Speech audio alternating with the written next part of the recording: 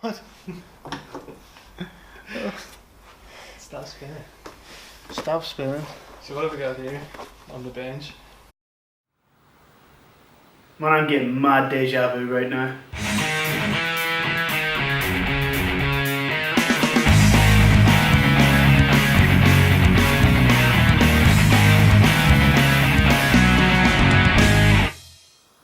Alright, welcome back to WrenchLife. Now for those of you that haven't already worked it out, this is of course the return of the Super Bastard. So essentially with the Super Bastard, what we're trying to create is a follow-up to the Little Bastard. Now the Little Bastard in itself is actually a pretty bonkers wee machine. And if you don't know what I'm talking about, you're in for a treat.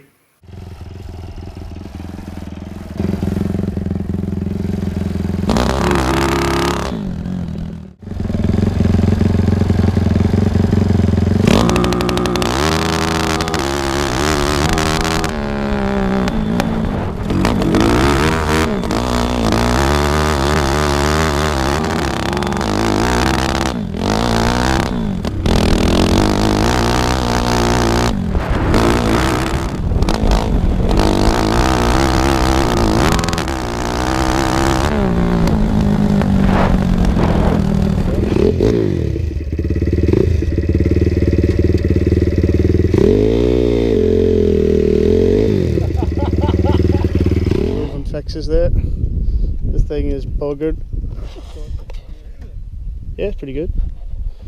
Just drive it like that all the time. And we have a lot of fun with that thing, and believe me, I've scared the shit out of myself plenty of time on that wagon. But as you get more and more used to things, you kind of need it just to kind of scare you that bit more, which is why we're going to try and make this one a hell of a lot faster. Now the Little Bastard is actually quite a complex piece of equipment despite its small size. And it stands to reason that the follow-up to that tractor will also be quite a complex piece of equipment. And you're not wrong. So whereabouts do you actually start when you're trying to put something like this together? I actually like to start with a little drawing.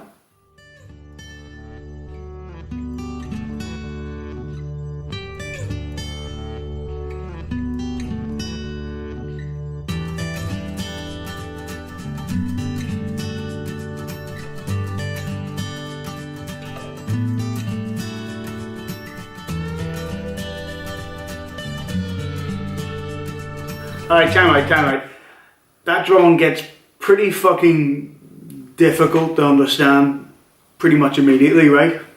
Actually, here's a picture of the Little Bastard chassis just after we'd finished painting it.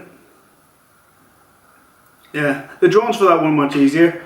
Now at first glance, a space frame chassis is a bit of a spaghetti mess of bollocks, and it's kind of hard to make head or tail of it. So really the best way of understanding what way the chassis goes together is actually just to take it back a couple of stages to the bare basics. So in this case, the bare basics is actually the 4 bulkheads that separate the 3 segments of the chassis. Now a lot of the dimensions in the design of this thing I can make up by myself as I go along, but there's also a lot of dimensions which are driven by the standard components that we build the tractor up with. So before we get anything made, we need to finalise these, and to finalise these, we need to consult the mock-up. Now we actually had this same mock-up set up in February early on this year when we did the kind of first intro video to this here, and if you haven't seen that already, actually go check that out. I'll put a link in the description below, and that'll give you a real good idea of the general overview of the whole thing, and yeah, you'll get a bit more of an idea of what it is I'm thinking about here. It's really a useful kind of tool for kind of imagining and kind of envisaging the way the whole thing goes together, because you can actually see all the major components. And when I'm talking about standard components, you know, I'm talking about your wheels, your tires, the seat, the transmission, and the kind of the engine, all the big parts, and especially these ones here in particular, because these all had to go in a specific place. The likes of like a fuel tank or battery or something like that, I can pretty much kind of freelance where I'm going to put that. I can just put it wherever's the easiest or whatever kind of suits the tractor the best.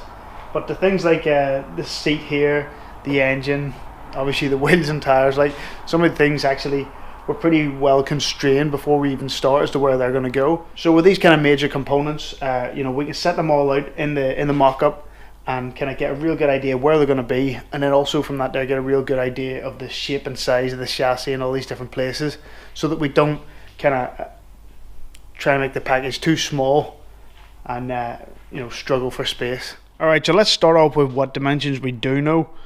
So we've got our rear track width and our front track width. So it's 4 foot at the back and 3'6" at the front. So that's the same as the little bastard. And actually the wheelbase is roughly the same as the little bastard. We've actually stretched it by 4 inches. Just with this one here, we know it's going to be going a lot quicker. And we know from our shorter tractors, like this wee yoke down here, that actually with the shorter tractors, they're pretty friggin' twitchy when you get them up to speed, and especially once it gets a bit bumpy. So stretch it out a bit longer, and that'll kind of help us out in that regard. So we have our wheelbase and our track width, and that is our first kind of envelope. And then we know we need to get all our stuff within it. We move to the back. We know there's a bulkhead that goes behind the seat and this axle. So I'm leaving about 4 inches here, right?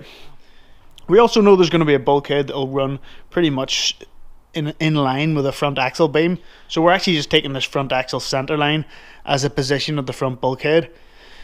So then really there's another bulkhead here which forms the back of the kind of front axle assembly, and then there's another bulkhead here just in front of the seat which houses this lay shaft and also supports the transmission. The reason for the lay shaft, if you're unsure, is that we actually need the chain to run down the side of the seat here. We're trying to get the seat as low as we can and also allow for rear axle movement. So we're running the chain down the one side of the seat here, and we just need this lay shaft in order to kind of offset the chain drive from this enough to get past the side of the seat. So a bit of experience and a bit of common sense will tell me that if I can get this bulkhead here and push it as far back as I can, and if I can get this bulkhead here and push it as far forward as I can, I'll actually be left with more space in the middle for engine and transmission. Now the way I like to set up my tractors is I like to get all the weight, now the two main sources of weight are the driver and the engine. I like to get the two of them as close together as possible and as rearward as possible. And I'll go into that there in a future episode, just kind of how that makes the tractor handle better, but trust me, it does. So yeah, I want to get all this stuff as far back as I can, but realistically I know I'm going to need a bit of space here to move this around, to tension the chains and the belts. I know I'm going to need space in the middle here for the clutch. This engine takes up a fair bit of space on its own, and then we're going to have the headers coming out of the front. So actually, you know, even when I squeeze these two bulkheads as far apart as I can, I may still actually be struggling for space. So what I'm doing here is I'm kind of working out, I'm trying to give myself the best idea of just how far back I can squish that rear bulkhead and just how far forwards it can get away with from here. And then of course we can translate these measurements back into the design and start building this sucker.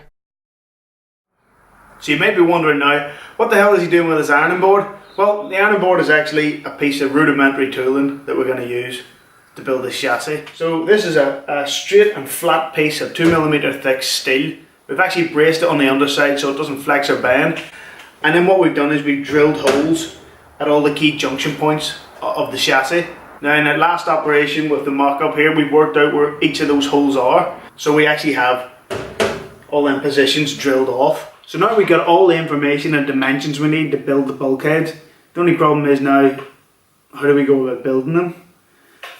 Well, the first stage is these wee yokes. They actually start off life as just a simple piece of tubing and two wee inserts. First we take the piece of tubing and drill 3 holes in each end.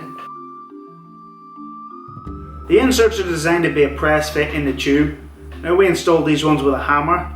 You can use a vise you want, but I like to use my hammer. The next step is to weld through each of the 3 holes. This secures the bung in place. Next we move to the lathe, where any excess weld is removed and the 2 faces of the post are cut so that they're exactly 125mm apart and parallel to one another. Then last but not least, the 2 holes are actually tapped. Now you have your finished tooling post. So what are these all about? Well, each of the bulkheads is actually a complex enough shape and has a lot of parts, and parts that need to be cut to fit. What we do with these is, you take this here, put it up through the holes we drilled in it, and then you can screw these tooling posts in place. So basically for each bulkhead we just replicate each of the vertical members, thread them, build them up like these tooling posts, and then mount them onto a flat piece of metal like this here. And then what it means is all the additional pieces that go in between them, we can cut and fit them and just put them in place like that there. It's actually pretty simple. It's like a nice wee jigsaw. Not that wee bit. Now I couldn't do one of these videos without having something to show for it at the end of it. So I suppose we may as well just build this first bulkhead.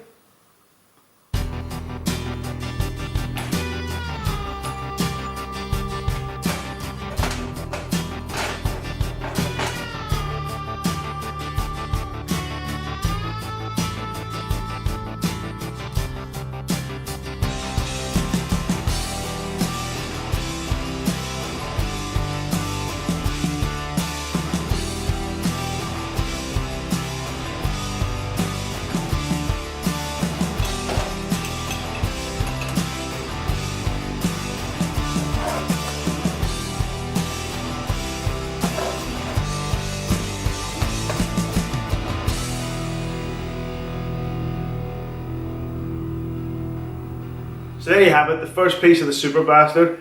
And before I sign off, I'd just like to take this opportunity to thank everybody who's liked and subscribed and watched and all that good stuff over the last year or so we've been making these videos. We had good fun making them, we hope you had good fun watching them too. Now the videos take a wee while to make at the moment, so if you want to stay ahead of the game, you want to get the inside scoop, you can check me out at StuntmanJohn on Instagram, and I'll try and post up as many kind of build pics and kind of just random shit from around the farm and kind of hacking about and acting an idiot. So yeah, check that out, and I'll see you in the next video.